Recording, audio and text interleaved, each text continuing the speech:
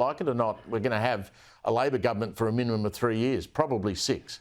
Labor's the only game in town, with the Liberals well and truly left licking their wounds after Saturday.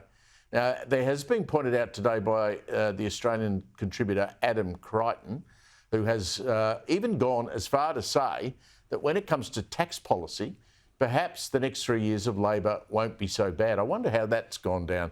Adam Creighton joins us in the studio.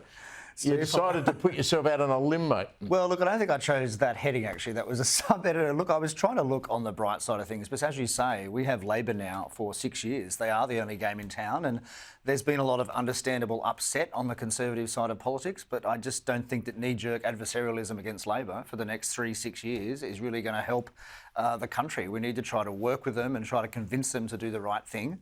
And you mentioned earlier the taxes on superannuation, yes, which are dreadful. I'm certainly not supporting that in any case. But as you pointed out in the Senate, why not the Liberals negotiate to make that tax less bad than have Labor, basically pass it with the Greens, which could mean the threshold's lowered from 3 to 2 million, which would be a disaster. Well, I'll get back to that. As an economist, how disappointed are you that there's no brave economic reform, and particularly of the tax system? Well, extremely upset because, this is something the Labor Party did in the 1980s. They lowered the top marginal rate of tax. I mean, I noted in that column today that Paul Keating repeatedly says, and he's 100% right on this, that a top marginal rate above 40% is completely confiscatory, as he says, and it massively retards economic growth and innovation and saving and effort. So hopefully, one of his proteges, Jim Chalmers, might actually listen to that advice. There's no business tax reform either. No, there's absolutely nothing. Companies are just going to leave. And the thing is, one of the good things is they have a huge majority. They can do things that their base won't like, right? Because they know they're going to lose some seats at the next election. Great point you make is, the Greens might not tick it off in the Senate, but the Liberals could. Yeah, that's right. And also, if you look around the world at different Western countries, it's actually easier for parties of the left to do serious tax reform than the right. Because when the right tries to do it, they get attacked from the left. Yep. Whereas when the left does it, the right will agree. So it's much easier to do it. So they do have an opportunity to do sensible things. Of course, they need to rein in spending, though, as well. That's a huge problem. But we have to hope. I mean, Chalmers has said that he wants a productivity agenda in the second term, and maybe something will come of this. They had a tiny majority first time round. Maybe we'll see some good stuff this time. We have to hope. We have to be optimistic. On these superannuation changes, the coalition didn't make enough of it during the election campaign. It was an easy change to really strongly argue against. But a lot of our audience probably would not realise it. But what they're trying to do here is you'll have to report to the tax office at the beginning of the year and at the end of the year what your superannuation has done.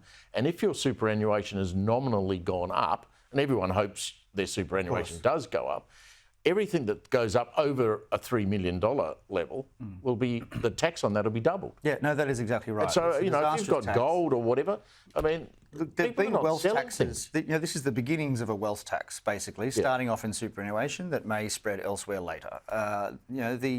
The history of these taxes around the world is really bad. They don't work. They're extremely hard to implement. Biden tried it, didn't he? Yes, that's right. He tried it. Actually, Norway tried it. They introduced a wealth tax and then they had to repeal it because so much wealth left the country. So, it's a very bad idea. But also with this particular tax, rather than putting money in super, more money will go into housing and house prices will go up even more. So, it's a disastrous idea. But, this gets back to the Liberals. Maybe they can convince Labor to dump the unrealised component of it, the capital gains unrealised component. That would make it a less bad tax, and that would be a better situation than if they negotiate with the Because most people, anyone who had more than $3 million in superannuation, you would think they'd have a pretty good financial advisor. Yes, so there'd be financial advisors, I presume, Adam, around the country now, working out how to move your assets around so that you don't get captured by this. Yeah, and not just financial advisors will benefit, but also bureaucrats will benefit because there'll need to be lots more to implement the tax. I mean, a good tax is a simple tax and a clear tax, and this is not that, right? There's going to be all sorts of arguments over valuations, at which date, then and there, when was it realised, etc. I mean, it's a really very bad idea. If they want to raise money, and I don't want them to raise money, but if they really do want to raise money, they can do it elsewhere. They could lift the GST or something and then they could do some tax reform with that. This is a very bad idea. Brave tax reform.